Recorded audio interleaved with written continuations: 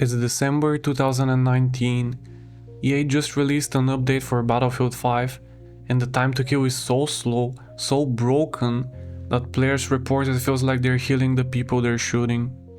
The backlash is immediate.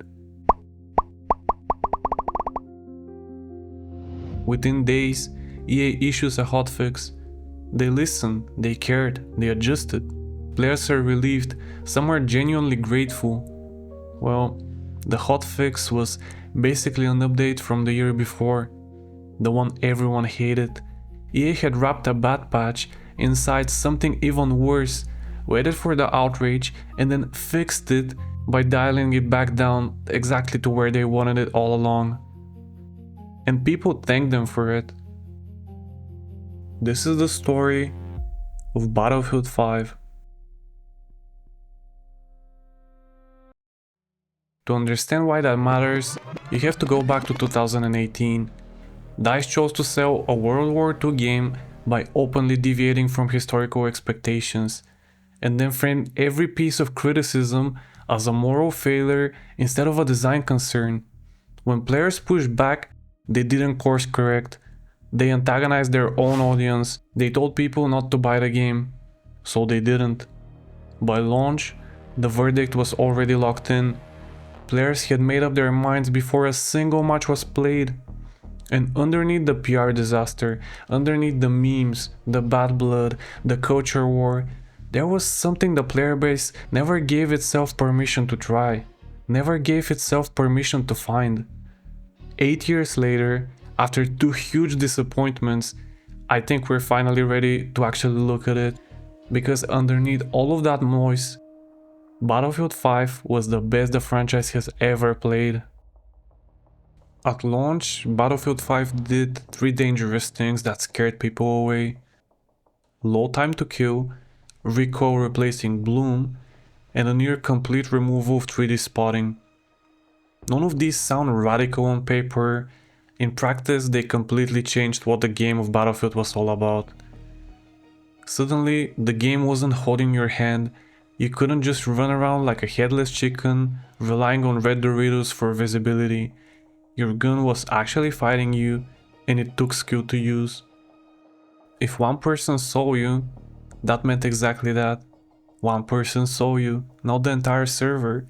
Flanking felt real, positioning mattered, awareness mattered. For players whose bad habits had been quietly compensated for in every previous Battlefield, the game stopped being forgiving.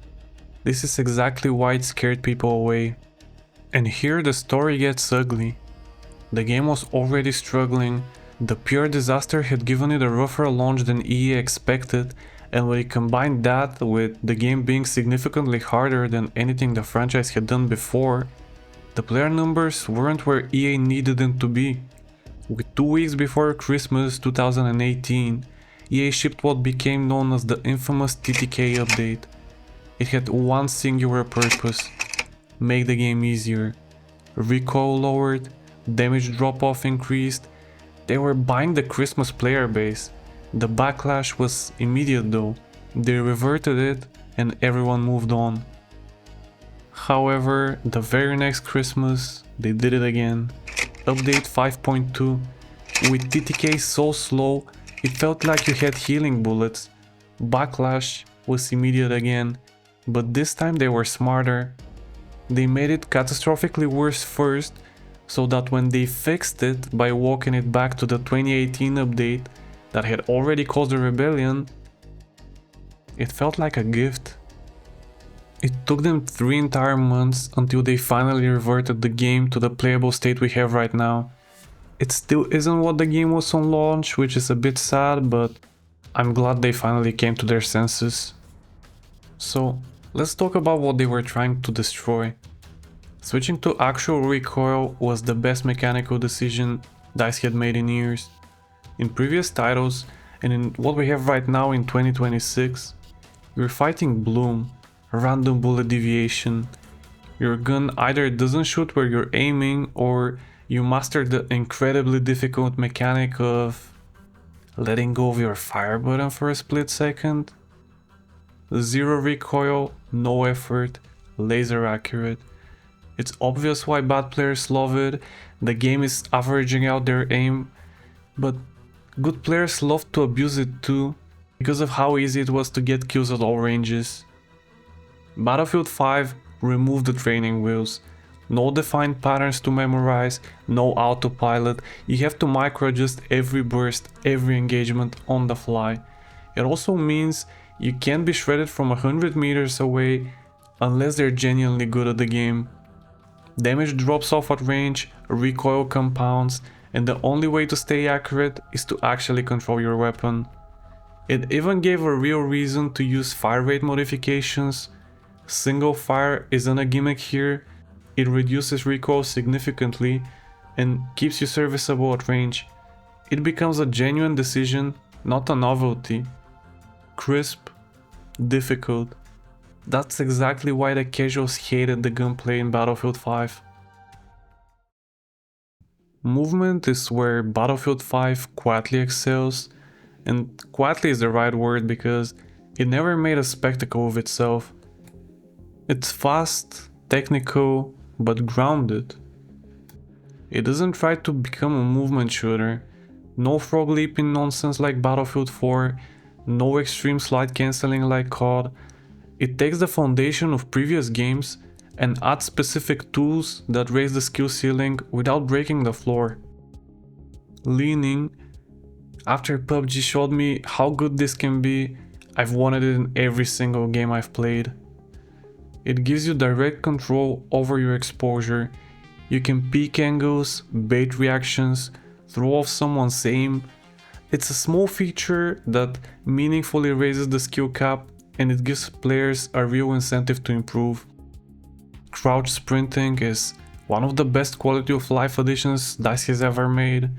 Aggressive without broadcasting your silhouette, it also makes map design matter more because you no longer need to make massive open ditches to give infantry safe rotation routes.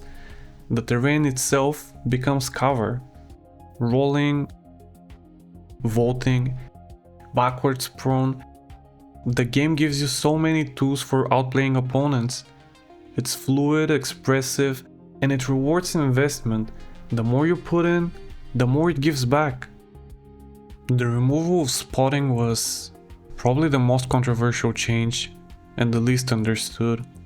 A lot of players said they couldn't see anything, and yeah, the visibility at launch wasn't perfect, it got patched, but most of what people were feeling wasn't visibility. It was the loss of information. No more red Doritos, no more automatic callouts, no more free information. And that changes everything. You actually have to scan your environment, think about positioning, consider angles before you move, but more importantly, it opens up the game. Stealth becomes real. You can disappear into foliage, into rubble, set up an ambush without the UI exposing you. Flankers can wipe a squad without instantly getting revealed to the entire map. The spotting tool becomes a choice, not a passive wall hack. If you have awareness, you get rewarded. If you relied on the UI to play for you, it stops covering for that. Sadly, it is one of the systems they slowly walk back because the game once again has legalized wall hacks in it. The maps got flamed at launch. I still don't know how much of that was real and how much was just the PR disaster bleeding into everything. Because playing the game tells a very different story. The map pool is genuinely one of the strongest.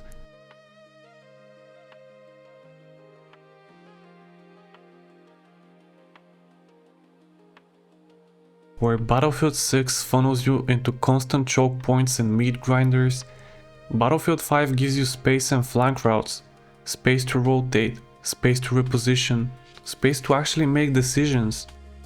And that's the most important thing about map design, giving players options. Take Hamada. On paper, it's a vehicle map. In practice, the terrain does the heavy lifting. Ridges, rocks, elevation. You can move, take fights and outplay anyone despite being a mere infantryman. That applies across most of the large maps. They give infantry freedom without making vehicles suppressive, and visually the game holds up. Despite being 8 years old, it looks better than the muddy and washed out game that replaced it. It's vibrant without losing the grit, detailed without becoming noisy. It still feels like a war zone, just one you can actually enjoy being in. Attrition is where Battlefield 5 stumbles. Ammo attrition is a great idea. You don't spawn in with endless bullets, you have to resupply, stay connected to your squad, keep moving. It discourages passive play and rewards aggression. The medical system starts strong too. Spawning with a single heal you can activate on demand is perfect. It allows you to get back into the fight quicker without it feeling oppressive. But health attrition goes too far. No out of combat regeneration might sound tactical, but in practice, it just creates downtime. You win a fight, survive on low HP, and now you're stuck. Waiting, not playing the game, all because your medic is busy jerking it somewhere. That's not difficulty, that's just pointless friction. It doesn't make fights better, it just delays the next one. Where attrition fumbles, the building system quietly picks up the slack. Fortifying an objective changes how it gets attacked and defended. It's kind of like a mini Levolution event. It alters key positions or straight up eliminates entrance points. It makes each round feel less repetitive and incentivizes people to actually stay, fortify their position and defend it. I don't know why they scrapped it. It's one of those systems that quietly improves the game, and it's strange they never carried it forward. When you look at the full picture, Battlefield 5 is an anomaly. Best gunplay in the franchise, best movement, amazing maps that actually enhance both, all of it wrapped in a vibrant atmosphere that still holds up. It was way ahead of its time. It pushed toward higher skill expression, more demanding, more rewarding gameplay, and the player base ran away screaming. And EA, instead of committing to it, tried to sell it out twice for a Christmas boost. If Battlefield 6 disappointed you, this is the game you should be playing instead. Not out of nostalgia, but because the game is genuinely better. The frustrating part is we could have had a banger. Take this exact foundation, same gunplay, same movement, remove health attrition, place it in a modern setting with deeper weapon customization. That game would have been untouchable.